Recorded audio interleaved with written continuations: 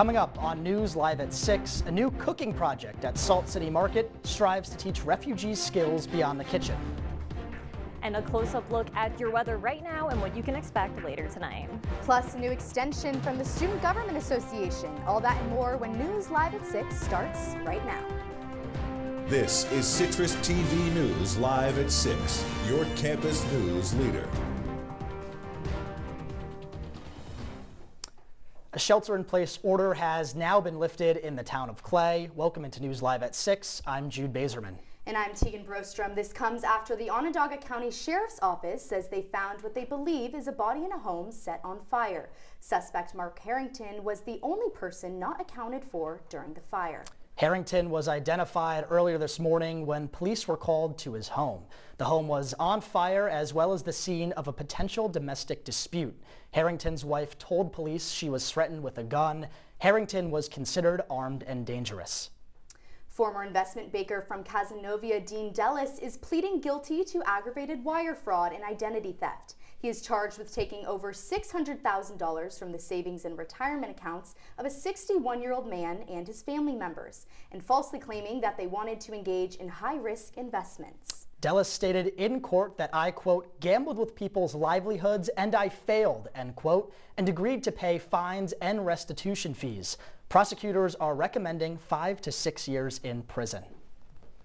And the city of Syracuse is making moves to advance implementation of Vision Zero, a strategy that guides city planning and policies while taking the possibility of human error into account. The goal of the strategy is to eliminate traffic fatalities. Mayor Sharon Owens announced the appointment of a Vision Zero coordinator, Megan Vitale, who would join the transportation planning team in the Department of Public Works to oversee the advised and upcoming projects. Continuing in Syracuse, if you're hungry and looking for something to do in this cold weather, downtown Syracuse will be holding upcoming dining weeks. From Sunday all the way through March 14th, restaurants in the area will be offering discounted meals. They will include 2-course lunches for $15 or less, 3-course dinners for $40 or less, or sweet treats for $10 or less. Sounds pretty good, Jude. Yeah, it sounds amazing. I wish it didn't run through spring break, but sticking with the theme of food here in Syracuse, last evening marked a new initiative by Salt City Market founder Adam Sudman. A new project called Soup Camp that teaches English language learners how to make soup. Our Fiona McHugh tells us more.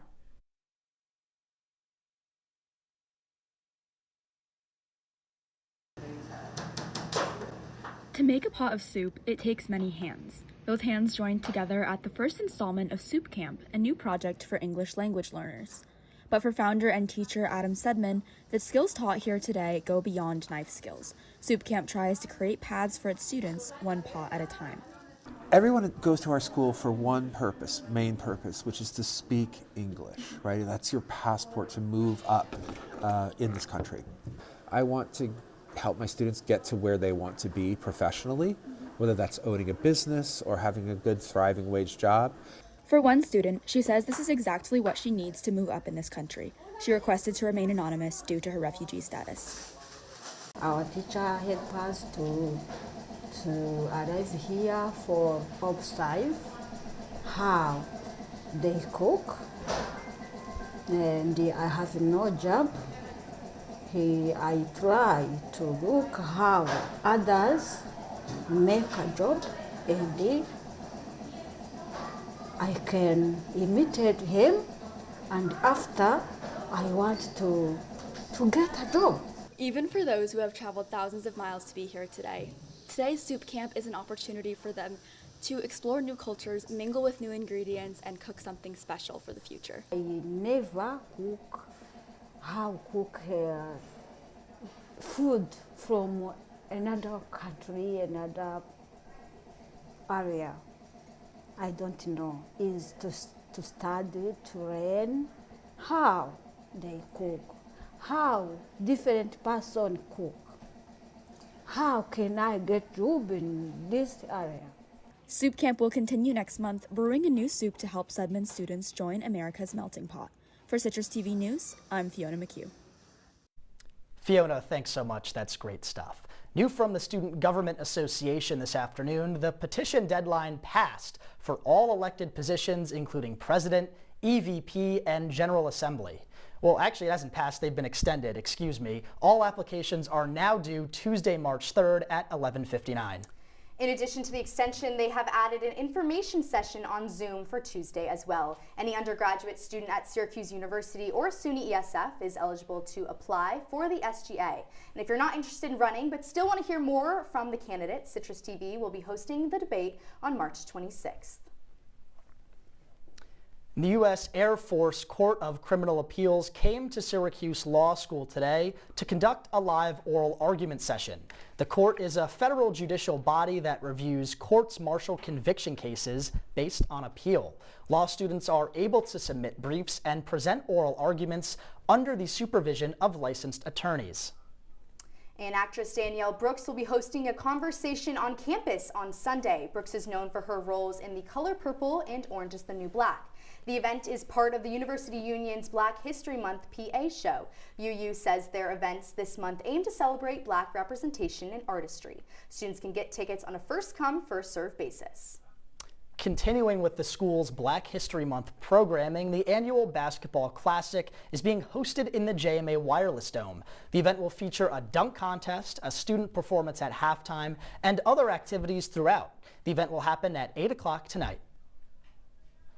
SU has shifted tomorrow's 41st annual Dr. Martin Luther King Jr. celebration to a virtual event. The recent winter storms made the celebration change to a live stream that can now be accessed on the Hendricks Chapel YouTube channel. The event will include performances and opportunities for reflection on Dr. King's legacy. And with those winter storms we were just talking about, they were pretty bad. But you know, the sun came out today and that was great to see. It almost felt like spring. You know, as we're rolling into March, hopefully we get some warmer weather and, like you were saying, some sun. Our Vanessa Schimony hopefully here to tell us some good news. Vanessa, what do you have for us? Well, Jude and Teaghan, you are definitely spot on with that. The weather has definitely been warmer, but don't be too deceived by the picture you're seeing behind me. There still is a little bit of snow outside as we're starting to get into that spring weather. Today, we're looking at about a 36-degree day with a little bit of a wind, about 6 mile an hour, with some wind gusts potentially getting up to about 13 miles an hour today. However, looking a little bit later into tonight, it's supposed to be a very clear night, and the weather is going to stick around that same mid-30s range. However, the wind gusts are going to potentially get up to 40 degrees, which is really going to be a little bit colder than expected. It's going to be feeling up to 15 to 20 degrees colder, but that's all I have for you. I will be back with your 5-day forecast shortly. Vanessa, thanks so much. And speaking of warm weather and hoping for some awesome sun in the future, Jason Aldean, he'll be moseying right into the Lakeview Amphitheater on September 18th. Hopefully warm weather will still be around then and not passing. Aldean has announced his stop as a part of the Songs About Us 2026 tour. He will be joined by special guests Chase Matthew, Mackenzie Carpenter, and DJ Silver. Aldean is making it easy for fans to get their tickets, which go on sale March 6th at 10 in the morning. And new out of the Governor Hochul's office this morning, the New York State Department of Health will allocate $10 million to improve dental care services. The money will specifically go towards school-based centers across the state. This comes as Hochul continues to expand her initiative of improving preventative health services for children. Hochul says the funding will go towards offsetting costs not covered by insurance, covering salaries for hygienists and dentists, expanding service capacity, and reducing cost barriers. Hochul also says the investment will, quote, meet children where they are to provide dental services and set them on a path for a healthy life, end quote. More from the governor's office this morning. The Traffic Safety Committee announced that there were more than 50,000 tickets issued in New York during the Super Bowl. The enforcement period was from February 3rd through February 8th, and more than 1,000 of the tickets were given for impaired driving. The other common violation included speeding, distracted driving, and seatbelt violations. DMV Commissioner Mark J.F. Schroeder said that every arrest was 100% preventable. The New York State legislature has proposed a new $25 vehicle registration fee for upstate New York drivers. Lawmakers have been debating the idea in New York budget hearings. Supporters say the initiative will provide more funding to transit systems, remove car congestion on the roads, and help regional workers find jobs. Other representatives, such as Governor Hochul, oppose the fee. She claims she has already proposed an increase in transit funding.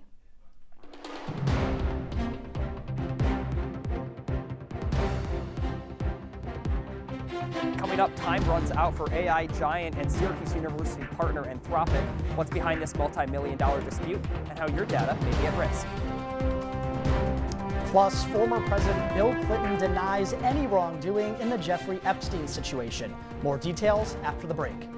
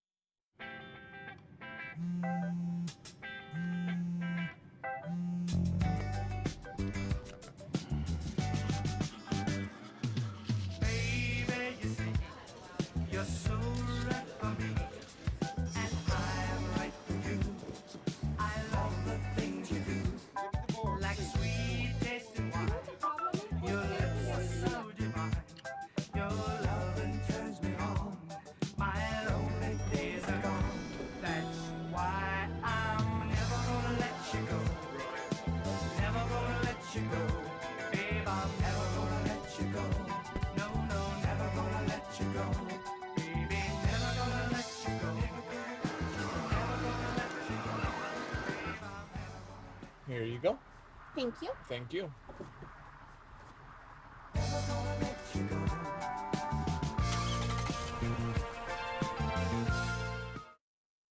If you see news happening on campus, in Syracuse, or across the nation, call the CitrusTV newsroom, 315-443-1177, or tweet at CitrusTV News, your campus news leader. Welcome back into News Live at 6. Syracuse University raised concerns over data privacy last semester when it gave campus-wide access to Claude AI. That same Anthropic model was used by the Department of Defense 4 months later to capture former Venezuelan President Nicolas Maduro. Today, a government contract worth up to $200 million reached its 5 p.m. deadline. Citrus TV's Ben Bassick joins us from the Pentagon with the latest. Ben?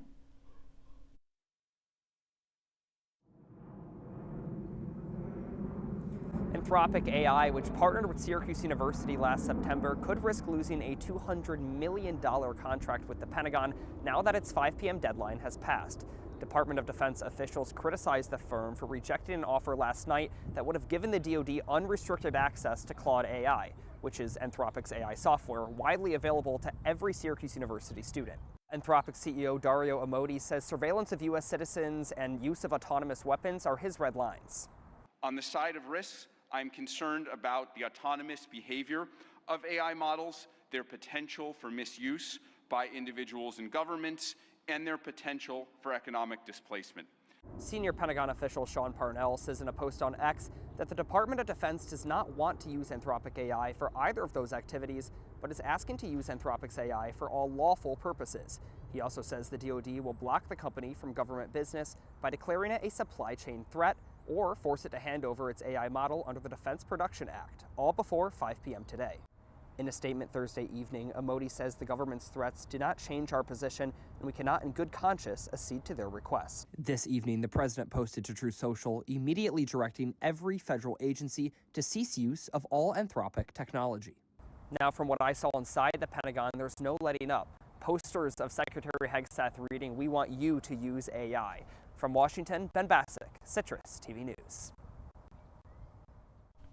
Ben, thank you for those updates. Former President Bill Clinton has been in a closed-door deposition as part of the investigation into those named in the Epstein files. In the opening statements before Congress, the former president insisted that he never engaged in inappropriate behavior and never saw such behavior take place. The deposition came a day after former Secretary of State Hillary Clinton, who is also Bill Clinton's wife, had her own sit-down with lawmakers regarding the files. And tensions continue between the United States and Iran after the latest talks over Iran's nuclear program on Thursday in Geneva. President Donald Trump says he's not happy with the talks, but indicated he would give negotiators more time to reach a deal. President Trump has threatened military action if Iran does not agree to a deal, while Iran insists it has the right to enrich uranium for peaceful purposes and denies seeking a nuclear weapon. U.S. Secretary of State Marco Rubio plans to make a trip to Iran early next week.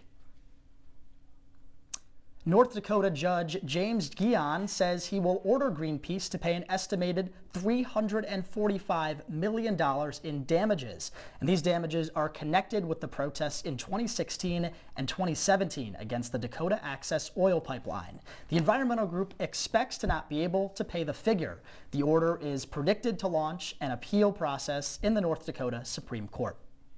And the tides have turned for a Hollywood merger as Netflix decides to walk away from their attempts to buy Warner Brothers Discovery Studio and streaming services. This comes after Warner Brothers asked Netflix to come up with a competing offer to Paramount, which Netflix stated was no longer financially attractive. The new offer applies to the whole company at $31 per share. This would put the entirety of Warner Brothers, including HBO Max and CNN, under Paramount's umbrella. And Vanessa has a look at our weather. We're definitely going to have a 5-day forecast coming up for you after the break. Stay tuned.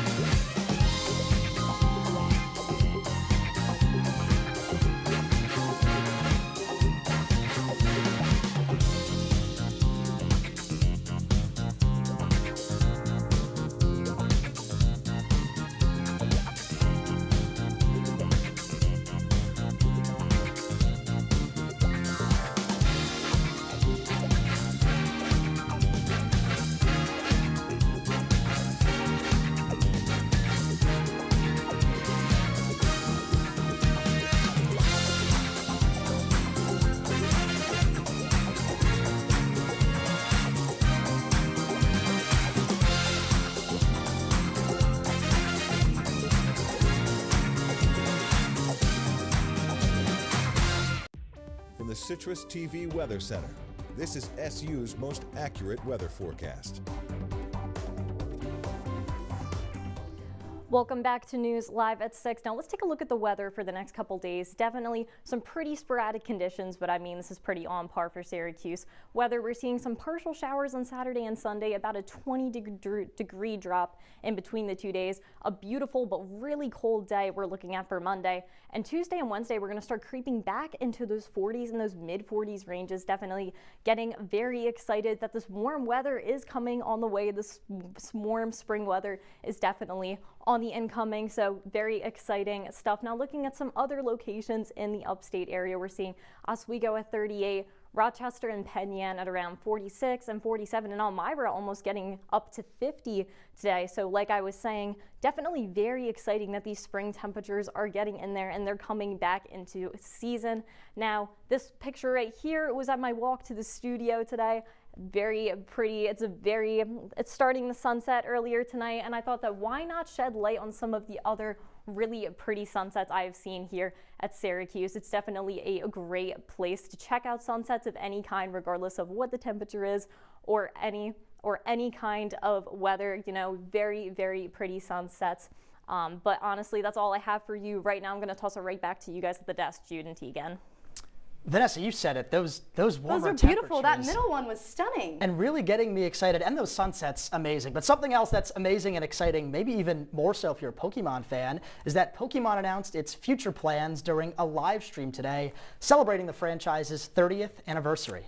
The company revealed 2 new entries in its mainline series that are expected to launch globally in 2027, as well as a new game set to release in April of 2026.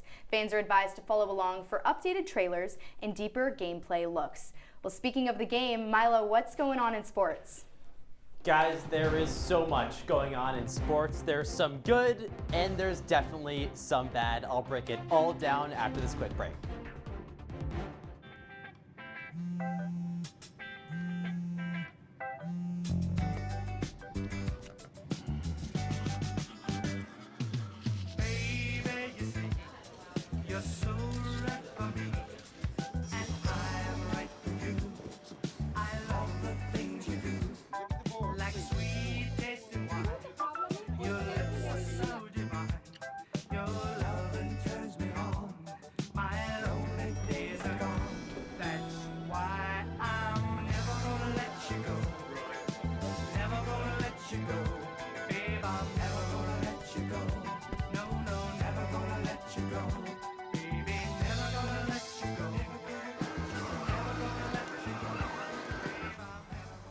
Here you go.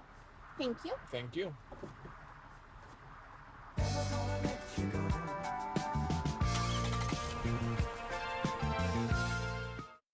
Welcome to my house. Lately, not my happy place. Everybody's pretty tired of each other. The parents were not themselves. My little brothers were morphing into small creatures. The walls were closing in. Clearly a case of too much family, too close, 24/7. And there's a lot of that going around right now. If this sounds like your house, try going someplace new. YourLifeYourVoice.org. You'll find lots of ideas to help you handle the family stresses of being confined to close quarters. YourLifeYourVoice.org. It might not get you out of the house, but it could help you find a little more breathing room.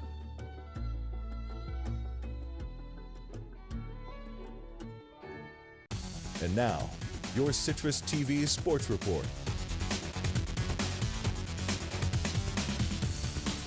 It is a packed weekend for Syracuse sports. 7 different teams are in action, and that begs the question, how has SU fared? How will they fare? We'll find out right now because it's sports. I'm Milo Hoffman. We'll start with a game that's in action. Number 6 Syracuse men's lacrosse taking on number 7 Princeton. Actually, this game is now complete, and it's not good news for Syracuse. The Tigers take the Orange. 11-7 is the final score, and really it kind of brings up an interesting point. Syracuse started out the year 3-0, but now 2 straight losses for the Orange. They were once number 1 after their win over Maryland. Now they're number 6, and after this loss, well, they're probably going to go even farther down the poll, and they play Penn on Sunday, so another tough challenge for SU coming up. It was also a tough challenge for Syracuse women's basketball. They were in South Bend last night. And the Orange, well, it's been a good season for them so far. A couple of key rookies have played, like Uche Izoje.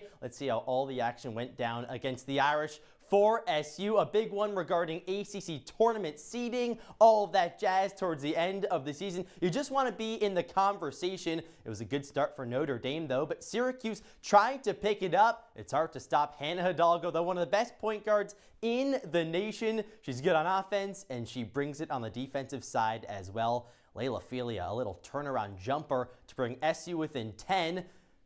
Then Shai Hawkins, a corner 3. The Q's trying to crawl back into this one now into the second half. Layla Filia. SU has the lead now by 1. The Orange are feeling it away from home. They've only won once in South Bend, but Hannah Hidalgo again cuts to the basket. She was unstoppable in this one for the Fighting Irish. They've kind of had a disappointing season, but they take it over Syracuse, over 20 wins for Notre Dame. They're looking to make a big push into the ACC tournament. I talked about Hannah Hidalgo. Oh my goodness, 27 points, almost a quadruple double for the junior. Just unbelievable stuff. SU women's basketball suffered a defeat last night. Unfortunate for the Orange. And now the men's side tries to avoid a loss tomorrow when they take on Wake Forest. Talking about a disappointing season, it's been a really disappointing season for Syracuse men's basketball. Taking on the Demon Deacons. And in Winston-Salem, North Carolina, it is going to be a doozy, and not for a good reason. Winston-Salem, not a good place to play for Syracuse, and Wake Forest, not too good. The Orange, it's kind of going to be a struggle fest overall for both of these sides. And Syracuse athletics this season, it's just kind of been disappointing overall. I was just going to say, it sounds like we've had not a lot of success. Very unlucky. Yeah, and the Syracuse men's lacrosse team is kind of the team that everyone had their hopes high for, you know, #1 in the nation after that win over Maryland, but now 2 straight losses. What really is this team? I'm not too sure. That's what I was going to ask you. Do we really have a chance to come back? Right now we're 3-2 with that loss to Princeton. There's still a chance for this season, right? There's still hope for us? There's definitely always a chance because Syracuse has loaded their schedule. They have a couple top matchups coming up. Now UPenn on Sunday, another ranked squad that SU is going to have to go against. So they have the opportunities to pick up these big wins. Can they get it done, though? I don't know. Maybe not with how it ends up going. Not to be a Debbie Downer, but seems like it hasn't been too hot for them. Yeah, not at all. And then the Syracuse men's basketball team as well in Winston-Salem tomorrow. That's going to be an interesting one as well. The Demon Deacons have struggled. And talking about the men's team, what are our tournament odds looking like, right? I know the ACC. Not good. Let's stop that point right there. Yeah, the tournament is not going to happen for Syracuse men's basketball. It's We're all Debbie Downers. I know, all Debbie Downers up here. And head coach Adrian Autry, they've been talks about whether or not he's going to return next season. I don't know. We'll see. It's all over the place for Syracuse men's basketball, and men's lacrosse now struggling as well. Well, you know what? All those sports doesn't sound fun right now here on campus, but the weather, it's getting better. We'll have one last look at your wake-up weather when we come back.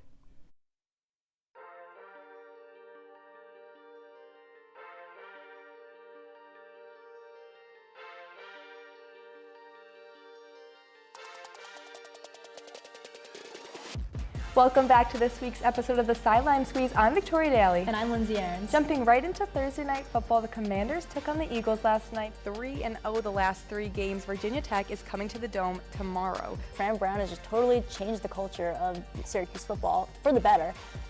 September 14th at the T-Mobile Arena in Las Vegas, we have a big fight card. Mikey, it's Canelo Alvarez versus Edgar Berlanga. The Eagles completely clicked on all cylinders in this second half. Let's go to the finals predictions. What are you thinking? I'm going Liberty and Sun, and I'm going Liberty taking it home this year. On Bones Jones really kept his heavyweight here. I mean, a pure dominant TKO. With November comes playoff time for women's soccer. That means the ACC tournament is in full swing, and the NWSL playoffs are not too far behind. She's dominant in the paint. She scores in the paint. We know that she's aggressive. She littles everybody. But what does the perimeter look like? It was a solid season for the Orange. I mean, like you said, 13-7 on the season, 4-4 in conference play. You got Cameron Breen, you got Rakia Jackson. You just need somebody at that guard spot that little thin in that area. That could be a dangerous trio in the WNBA.